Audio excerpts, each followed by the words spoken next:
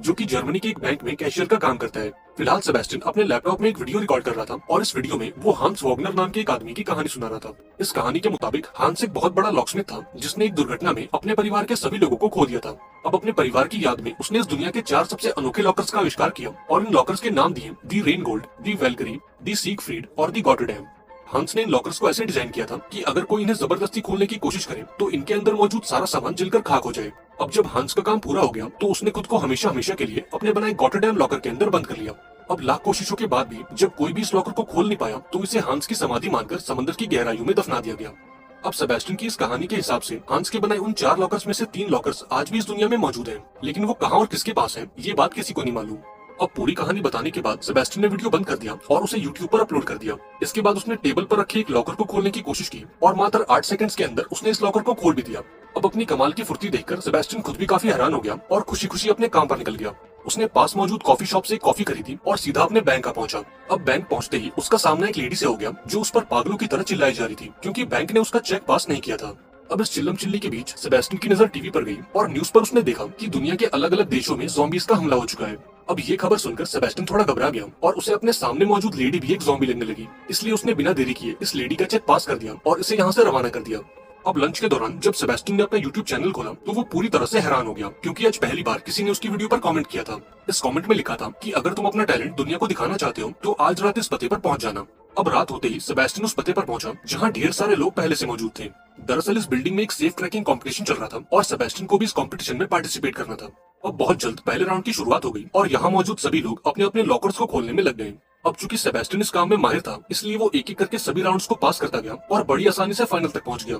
अब final round के अंदर उसका सामना नियो नाम की एक लड़के से हुआ और इन दोनों का टास्क था एक बहुत ही कॉम्प्लिकेटेड लॉकर को 3 मिनट के अंदर खोलना। अब समय शुरू होते ही नियो अपने काम पर लग गया, पर वहीं दूसरी ओर सेबेस्टियन बिल्कुल शांत और बेपरवाह दिखाई दिया, मानो उसे इस गेम से कोई मतलब ही ना हो। लेकिन जब घड़ी में केवल 30 सेकंड्स बचे थे तब उसने तिजोरी को छूकर उसे फील किया और मात्र 10 सेकंड्स के अंदर इस दरवाजे को खोल दिया। ये देखकर सभी लोग हैरान हो गए और सेबेस्टियन के लिए तालियां बजाने लगे। अब इस तालियों की गूंज के बीच उसकी नजर ग्वेन नाम की एक लेडी पर गई और इस खूबसूरत लेडी को देखते ही सेबेस्टियन उससे अट्रैक्ट हो गया। हालांकि वो इस बात से अनजान था कि ग्वेन उसकी जिंदगी को बदल कर रख देगी और समय के साथ साथ उसे ग्वेन के बारे में कई दिलचस्प बातें पता लगेंगी, जैसे कि वो सिर्फ 6 साल की थी जब उसने अपनी पहली घड़ी चुराई थी। 16 साल की उम्र में उसका दिल टूटा और उसने अपनी पहली कार चुराई और मात्र 17 साल की उम्र में इंटरपोल ने उस पर रेड नोटिस जारी कर दिया। अब अगली सुबह सेबेस्टियन दोबारा से उस कॉफी शॉप में पहुंचा जहां ग्वेन को देखते ही उसने अपने ऊपर पूरी कॉफी गिरा ली। इसके बाद ये दोनों एक टेबल पर बैठे जहां ग्वेन ने ये खुलासा किया कि उस वीडियो पर कमेंट करने वाला कोई और नहीं बल्कि वो खुद है। ग्वेन कहती है कि मैं एक वांटेड चोर हूँ और दुनिया भर की पुलिस मेरे पीछे पड़ी है और मेरा अगला मिशन उन 3 अनोखे लॉकर्स को लूटना है जिनका जिक्र तुमने अपनी वीडियो में किया था, यानी कि हांस वॉगनर की वो 3 तिजोरियां। दरअसल ग्वेन सेबेस्टियन को इस प्लान में शामिल करना चाहती थी क्योंकि वॉगनर की बनाई तिजोरियों के बारे में सेबेस्टियन से बेहतर और कोई नहीं जानता। वो सेबेस्टियन को समझाती है कि इस चोरी को अंजाम देने के लिए उनके पास केवल 4 दिनों का वक्त है क्योंकि 4 दिनों बाद इन सभी तिजोरियों की लोकेशंस को बदल दिया जाएगा। इसके बाद उसने सेबेस्टियन को एक एड्रेस दिया और उससे कहा कि अगर तुम इस मिशन के लिए तैयार हो तो कल सुबह तक इस पते पर पहुंच जाना। अब उस रात सेबेस्टियन अपने घर पहुंचा और ग्वेन के दिए ऑफर के बारे में सोचने लगा। अब चूंकि वो हांस वॉगनर का एक बहुत बड़ा फैन था और हमेशा से उन तिजोरियों को खोलना चाहता था, इसलिए उसने ग्वेन के प्लान में शामिल होने का फैसला किया। अब अगले दिन वो ग्वेन के बताए पते पर पहुंचा जहां उसकी मुलाकात टीम के बाकी लोगों से हुई। ग्वेन के अलावा इस टीम में और 3 लोग थे जिनके नाम थे कोरिना, रॉल्फ और ब्रैड। कोरिना इस टीम की हैकर है जबकि रॉल्फ इस टीम का ड्राइवर और ब्रैड इस टीम का गनमैन। अब इन सब ने मिलकर सेबेस्टियन को पूरा प्लान समझाया और बिना समय गवाए पेरिस के लिए रवाना हो गए क्योंकि उन 3 में से एक तिजोरी यानी कि रेन गोल्ड पेरिस के एक बैंक में मौजूद है। अब प्लान के मुताबिक सेबेस्टियन बैंक के अंदर गया और लॉकर रूम के टॉयलेट में जाकर छुप गया।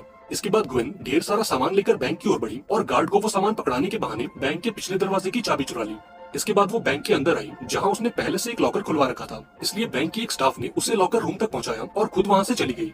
इसके बाद ग्वेन ने सेबेस्टियन को टॉयलेट से बाहर निकाला और उसे लेकर उस जगह पर पहुंची जहां रेन गोल्ड सेफ को रखा गया था।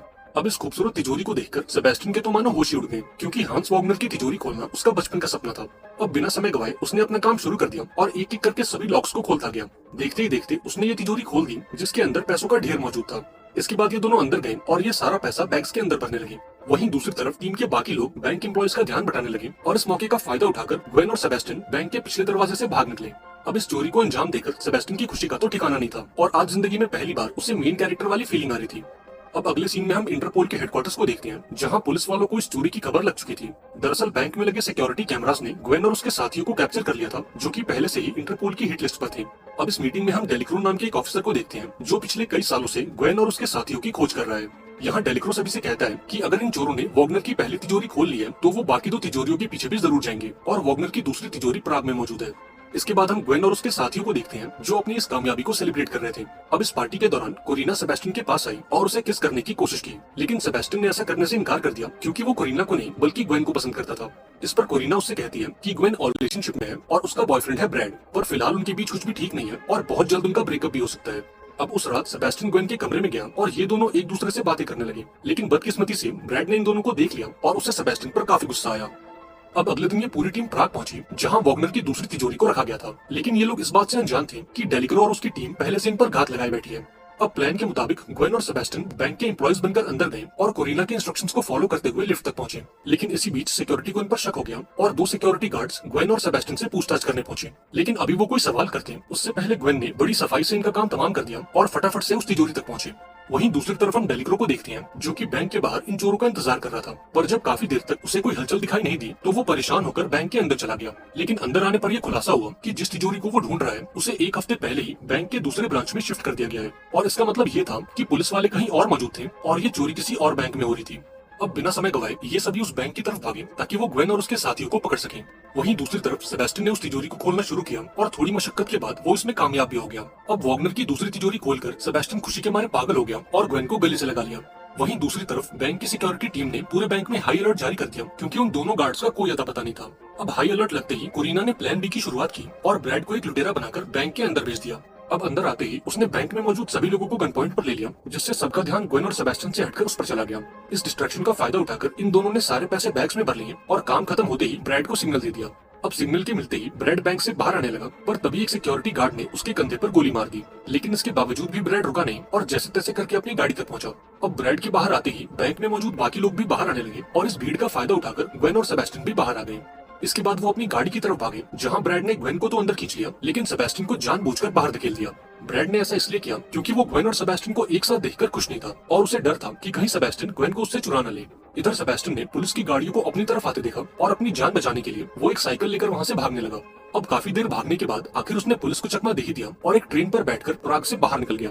वहीं दूसरी तरफ ग्वेन और ब्रैड के बीच कहासुनी हो गई, जिस पर ब्रैड ने उसे समझाया कि अब उन्हें सेबेस्टियन की कोई जरूरत नहीं है क्योंकि उन्होंने वॉग्नर की 2 तिजोरियों को लूट लिया है और अब उनके पास करोड़ों की दौलत है और इसलिए उन्हें उस तीसरी तिजोरी को खोलने की कोई जरूरत नहीं है। लेकिन ग्वेन को इन बातों से कोई फर्क नहीं पड़ा और उसने सेबेस्टियन के पास वापस जाने का फैसला किया। यहाँ ब्रैड ने उसे रोकने की काफी कोशिश की, लेकिन ग्वेन बिना कुछ सुने गाड़ी से बाहर आ गई। अब ग्वेन के साथ साथ कोरिना भी गाड़ी से बाहर आ गई और इन दोनों ने ब्रैड का साथ छोड़कर सेबेस्टियन को ढूंढने का फैसला किया। जैसे तैसे करके सेबेस्टियन अपने घर पहुंचा जहां ग्वेन और कोरिना पहले से उसका इंतजार कर रही थी। अब इन दोनों को अपने सामने देखकर सेबेस्टियन गुस्से से लाल हो गया और इन दोनों को यहाँ से जाने को कहा।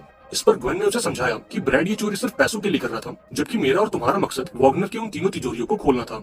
यहाँ ग्वेन ने सेबेस्टियन से वादा किया कि चाहे कुछ भी हो जाए मैं तुम्हारा साथ कभी नहीं छोड़ूंगी। ये सुनकर सेबेस्टियन भी शांत हो गया और उस तीसरी तिजोरी को खोलने के लिए राजी हो गया। इसके बाद ये तीनों स्विट्जरलैंड पहुंचे जहाँ के एक बहुत बड़े कसिनो में वॉग्नर की आखिरी तिजोरी को रखा गया था, लेकिन इन तीनों के अलावा स्विट्जरलैंड में कोई और भी मौजूद था और वो था डेलिक्रो। इस बार डेलिक्रो ने फैसला किया कि वो इन चोरों को कसिनो के अंदर घुसने देगा और उन्हें रंगे हाथों पकड़कर गिरफ्तार कर लेगा। इसी बीच डेलिक्रो की टीम ने कोरिना की रेडियो फ्रीक्वेंसी को टैप करके ये पता लगाया कि उस तिजोरी को खोलने के लिए ग्वेन और सेबेस्टियन 5 बजे कसिनो के अंदर जाएंगे। अब डेलिक्रो ने पूरे 8 घंटों तक वेट किया और जैसे ही घड़ी में 5 बजे वो अपनी टीम को लेकर अंदर गया और कसिनो की मालकिन से उस तिजोरी के बारे में पूछा। इस पर इस लेडी ने जवाब दिया कि कुछ घंटों पहले इंटरपोल ने मुझे खबर दी थी कि वॉग्नर की वो आखिरी तिजोरी चोरों के निशाने पर है और बेहतर ये होगा कि मैं उसे किसी सेफ जगह पर शिफ्ट कर दूं। दरअसल 8 घंटे पहले कोरिना ने एक इंटरपोल ऑफिसर बनकर कसिनो की मालकिन को कॉल किया और उसे ये झूठी इन्फॉर्मेशन दी। अब इस इन्फॉर्मेशन के बेसिस पर कसिनो की मालकिन ने एक सिक्योरिटी कंपनी को कांटेक्ट किया ताकि वो तिजोरी को किसी सेफ जगह पर शिफ्ट कर सके, लेकिन तिजोरी को शिफ्ट करने का काम कोई सिक्योरिटी कंपनी नहीं बल्कि ग्वेन और सेबेस्टियन कर रहे थे। अब यहाँ डेलिक्रो को समझ आया कि कोरिना ने जानबूझकर अपनी बातें लीक की थी ताकि वो पुलिस को गुमराह करके इस चोरी को अंजाम दे सके। इसके बाद हम ग्वेन और सेबेस्टियन को देखते हैं जो उस तिजोरी को लेकर काफी दूर निकल चुके थे और अब सेबेस्टियन इस आखिरी तिजोरी को भी खोलने वाला था। वहीं दूसरी ओर ब्रैड और उसका साथी कसिनो के बाहर ग्वेन और सेबेस्टियन का इंतजार कर रहे थे ताकि वो उस आखिरी तिजोरी को उनसे चुरा सके। पर जब काफी देर तक उन्हें कोई हलचल दिखाई नहीं दी तो उन्होंने ग्वेन के फोन को ट्रैक किया और तब ये खुलासा हुआ कि उसने और सेबेस्टियन ने ऑलरेडी वो तिजोरी चुरा ली है और इस बात का पता लगते ही ये फौरन उन दोनों के पीछे निकल गए। लेकिन इसी बीच कोरिना ने अपने सिस्टम पर ब्रैड के फोन को देखा जो तेजी से ग्वेन और सेबेस्टियन की ओर बढ़े जा रहा था, पर अभी वो इस बात की जानकारी ग्वेन को देती उससे पहले पुलिस ने उसे चारों तरफ से घेर लिया और उसे सरेंडर करने को कहा। लेकिन गिरफ्तार होने से पहले उसने जैसे तैसे करके ग्वेन तक की खबर पहुंचा दी और अपने फोन को गाड़ी के नीचे डालकर उसे बर्बाद कर दिया। वहीं दूसरी तरफ सेबेस्टियन ने इस आखिरी तिजोरी को भी खोल दिया और इस तिजोरी को खोलकर उसकी खुशी का तो ठिकाना नहीं था। इसके बाद इन्होंने गाड़ी रोकी और तिजोरी में मौजूद सारे पैसों को बैग्स के अंदर भरने लगे। लेकिन अभी ये लोग यहाँ से निकल पाते कि तभी ब्रैड वहाँ पहुंच गया और इन दोनों पर अपनी बंदूक तान दी। दरअसल ब्रैड भी उन पैसों में अपना हिस्सा चाहता था, लेकिन ग्वेन ने ऐसा करने से साफ इनकार कर दिया। अब ना सुनकर ब्रैड गुस्से से लाल हो गया और उसने सेबेस्टियन पर गोली चला दी। लेकिन खुशकिस्मती से सेबेस्टियन की जान बच गई क्योंकि ब्रैड की बंदूक खाली थी। इस पर ग्वेन ने उससे कहा कि मैंने आज तक तुम्हारी बंदूक में गोलियां डाली नहीं, क्योंकि मुझे पूरा यकीन था कि तुम मुझे एक न एक दिन धोखा जरूर दोगे। इतना कहकर उसने अपनी बंदूक निकाल ली और इस पूरे सिचुएशन को अपने कंट्रोल में ले लिया। इसके बाद उसने ब्रैड और रॉल्फ को गाड़ी से बांधा और पैसे लेकर सेबेस्टियन के साथ यहाँ से भाग निकली। अब प्लान के मुताबिक ग्वेन और सेबेस्टियन एक बोट तक पहुंचे ताकि वो नदी के रास्ते देश छोड़कर फरार हो सकें। लेकिन भागने से पहले सेबेस्टियन ने डरते हुए अपने प्यार का इजहार किया और ग्वेन ने भी उसके इस प्यार को एक्सेप्ट कर लिया। लेकिन इससे पहले कि दोनों यहाँ से भाग पाते, डेलिक्रो इनका पीछा करते हुए यहाँ तक आ पहुंचा। यहाँ उसने ग्वेन और सेबेस्टियन पर अपनी बंदूक तान दी और उन्हें सरेंडर करने को कहा, लेकिन ग्वेन ने ऐसा करने से इनकार कर दिया और अपनी गन निकालकर डेलिक्रो पर तान दी। यहाँ उसने डेलिक्रो से कहा कि मैं सरेंडर करने के लिए तैयार हूँ, लेकिन इसके बदले में तुम्हें सेबेस्टियन को छोड़ना होगा। अब डेलिक्रो के पास कोई और चारा नहीं था, इसलिए उसने इस ऑफर को एक्सेप्ट कर लिया और सेबेस्टियन को यहाँ से जाने की परमिशन दे दी। यहाँ ग्वेन ने सेबेस्टियन से वादा किया कि वो बहुत जल्द उससे दोबारा मिलेगी और वो दोनों मिलकर वॉगनर की उस आखिरी तिजोरी को भी ढूंढ निकालेंगे जो समंदर की गहराइयों में कहीं गुम गई है। अब भारी मन के साथ सेबेस्टियन ने ग्वेन को गुड बाय बोला और बोट में बैठकर वहाँ से चला गया। अब कई साल बीतने के बाद हमें सेबेस्टियन को कैलिफोर्निया में दिखाया जाता है, जहाँ वो लॉकर्स बनाने का बिजनेस करता है और उसने अपनी शॉप का नाम ग्वेन के नाम पर रखा है। अब एक दिन सेबेस्टियन के पास एक कपल आता है और उसे एक तिजोरी का नक्शा दिखाकर पूछता है कि क्या तुम इस तिजोरी को खोल सकते हो। अब इस नक्शे को देखकर सेबेस्टियन काफी खुश हो गया, क्योंकि ये कोई ऐसी वैसी तिजोरी नहीं बल्कि वॉगनर की वो आखिरी तिजोरी थी जो समंदर में कहीं गुम गई थी। यहाँ सेबेस्टियन इस मिशन के लिए तैयार हो गया। Thanks for watching M for Musa TV. Please like, share and subscribe. Thank you.